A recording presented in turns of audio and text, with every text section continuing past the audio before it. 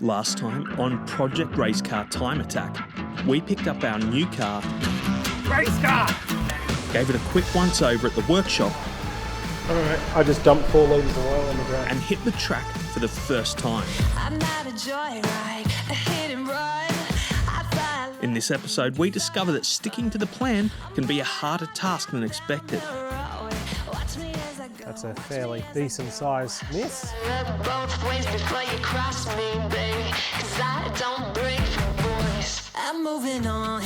That pushing too hard on the track in wet weather can lead to an unexpected trip to the beach. Got nothing to say, let's be on my way. And finally, we begin the big strip down. No, I didn't get it. Look at what I did. All by myself.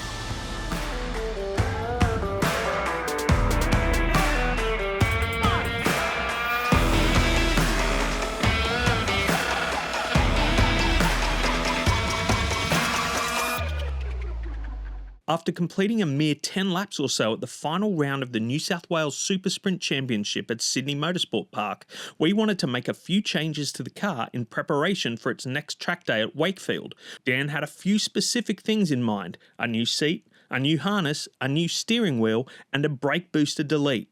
Unfortunately, we were about to learn a couple of things about our own car that would complicate our plans. Well, that's why when I bought the seat, I didn't want to run this seat because I was like, oh, this looks sketchy.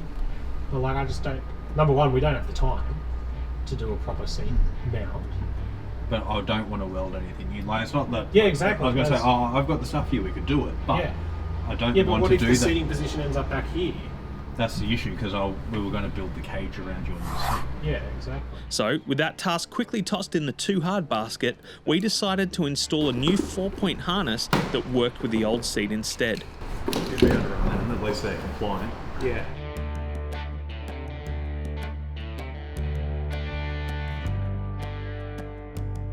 First event, we got to Sydney Motorsport Park. After about 10 laps, I managed to bring the time down from a 2:09 to a 2-minute flat. Just missed out on dipping under the 2-minute bracket, so a little bit disappointed. But with only 10 laps in it, there wasn't really a lot that I could do to learn the car so much. So looking forward to getting back out there.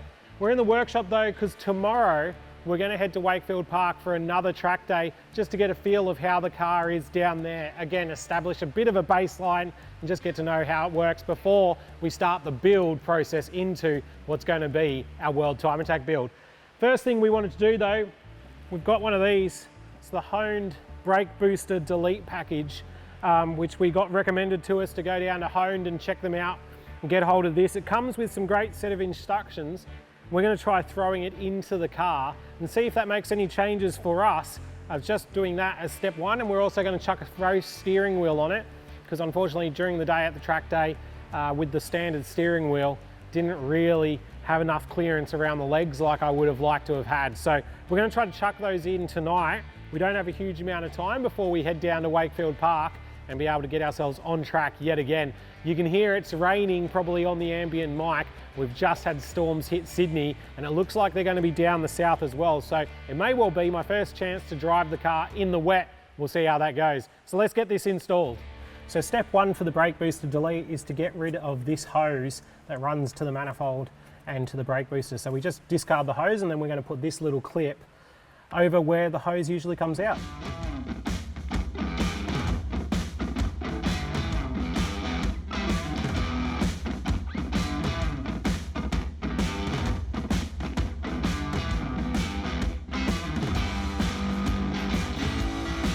Now we're going to disconnect these hard lines that run from the master cylinder to the brake proportioning valve.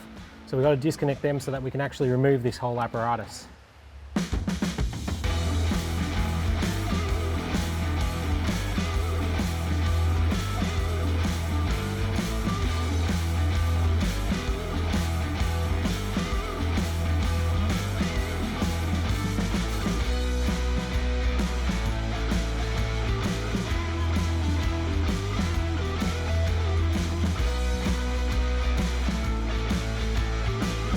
So we got 3/4 of the way through putting in this brake booster delete, and we found that the honed piece to fit all Civics doesn't line up with the OEM brake master cylinder.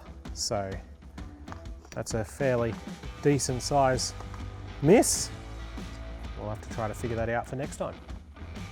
So now the original brake booster is going to go back in. Down but not out, we decided to move on to replacing the stock steering wheel with a race wheel.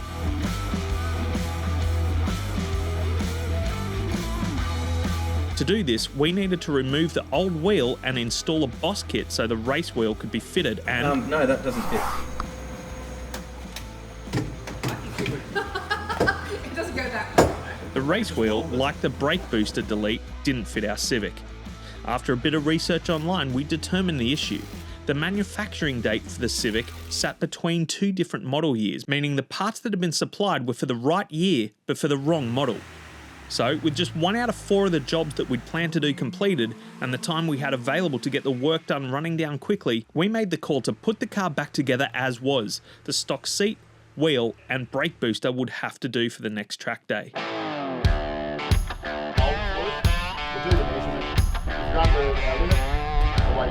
So we're here at Wakefield, we're still running the stock car, which was not the plan as we start heading towards this build for World Time Attack Clubman class. But still a good opportunity for me to learn the track in this car. I've only ever done it in the Pulsar. Might be a little bit wet today, it's sunny right now, but we did get told that it would be a wet day, so potentially we might be able to get some action with slides as well. So we'll hit the track, play with tyre pressures a bit, maybe fiddle with the setup and see how we go.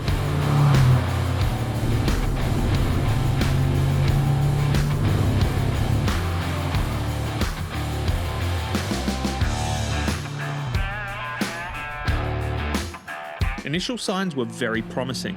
The car had strong pace and felt good around the circuit.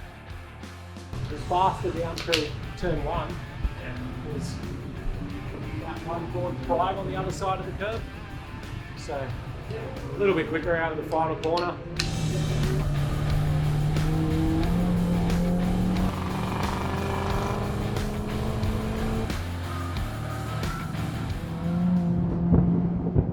But any chance of pushing harder and improving lap times were lost when the weather took a nasty turn.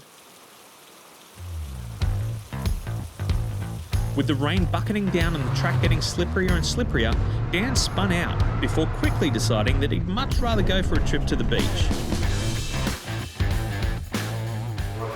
Pouring down rain. Had a few slides. Learned some stuff. Interesting how different the track is, obviously, when it's wet.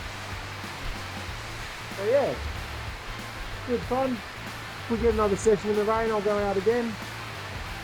May as well learn some things about the car.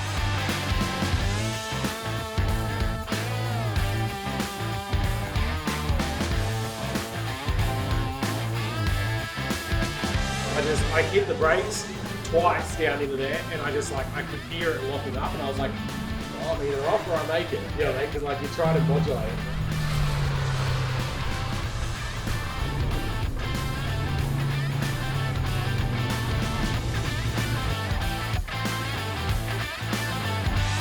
After his little trip into the gravel and after the rain moved away, Dan was able to get some more solid lap time in, which gave him a good understanding of the car and its capabilities. It also meant that we were ready to get the Civic back to the workshop in preparation for a full strip down and rebuild. We had a baseline, now we needed to see how much quicker we could make this car. During our next visit to the workshop, we discovered a package from our mates at Bosch waiting for us. Oh yeah. Oh yeah. Tumble.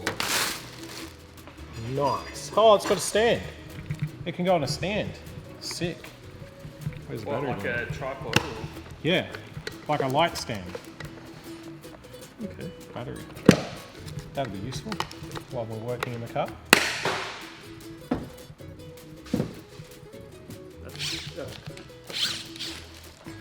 What's ADR mean? Yeah. Read the manual and you might understand it. No, I didn't get it.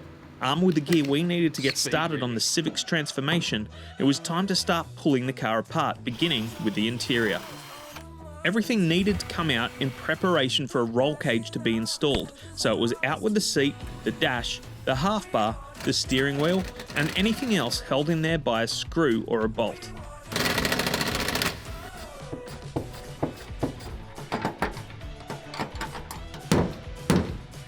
Not the tools for the job, but the tools for the job.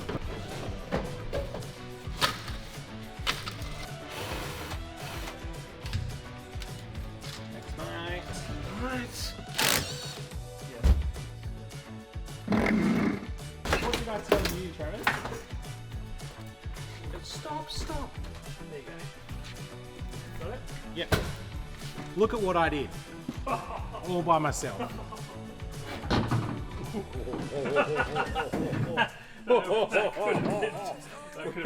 We were nearly looking for a quarter window on eBay just then.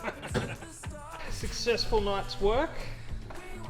Interior is pretty much stripped, hey? Good chat. I did an important bit. With the interior stripped out, it was onto the front end. With Dan out of action for a day or two, I got stuck into removing the body panels that we planned to replace with carbon fibre, draining the fluids, and stripping the engine in preparation for a rebuild or potential swap.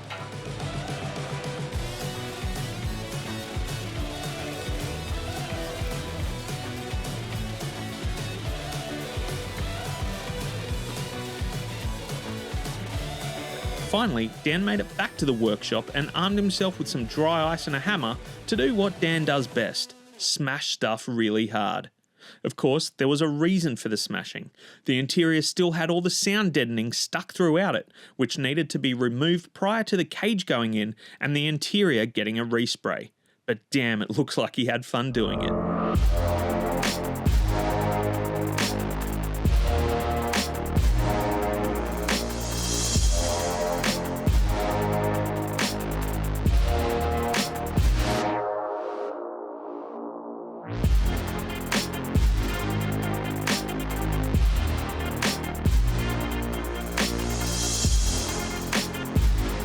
Next time on Project Racecar Time Attack, we begin the Civic's transformation and Dan goes AWOL. See you then. Calm down. No, I'm not far away. No, just don't stress. It's okay. No, we're all good. Don't worry, mate. I'm not far away. All right, mate. See you soon.